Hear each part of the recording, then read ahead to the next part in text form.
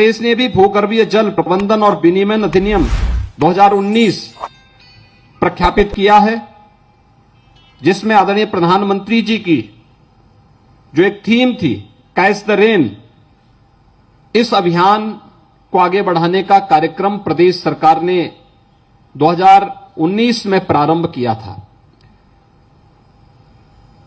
इसी योजना के अंतर्गत प्रदेश में अमृत सरोवरों के निर्माण की कार्रवाई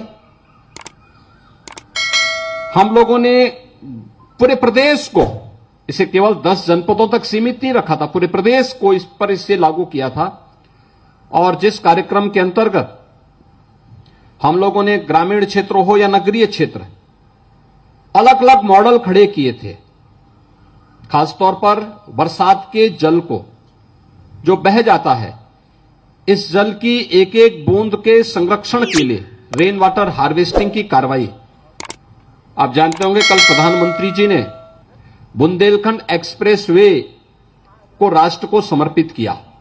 बुंदेलखंड एक्सप्रेसवे में हम लोगों ने यह व्यवस्था की है कि हर 500 मीटर की दूरी पर हम रेन वाटर हार्वेस्टिंग की व्यवस्था भी वहां सुनिश्चित करें, और यह कार्य सफलतापूर्वक वहां पर बुंदेलखंड एक्सप्रेसवे में हम लोग तैयार कर रहे हैं। प्रदेश सरकार ने पहले से तय किया है कि विकास प्राधिकरणों के द्वारा एक निश्चित जो हमारे शासकीय भवन हैं, उन सभी में अनिवार्य रूप से रेन वाटर हार्वेस्टिंग की व्यवस्था की जाए। जल की एक एक बूंद के संरक्षण के लिए व्यापक पैमाने पे अलग अलग मॉडल खड़े किए गए।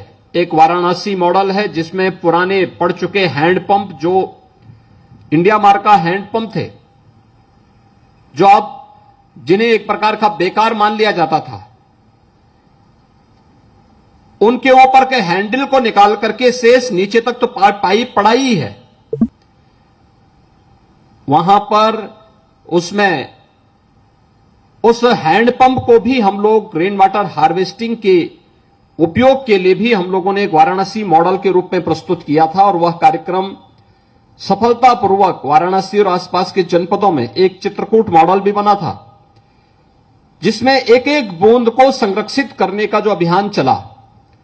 चेक डैम बनाए गए थे। चेक डैम जो बन चुके हैं उनको जनवरी से लेकर के जून के बीच में डिसिल्टिंग करना, जिससे वह फिर से जल भराव की स्थिति वहां पर हो सके।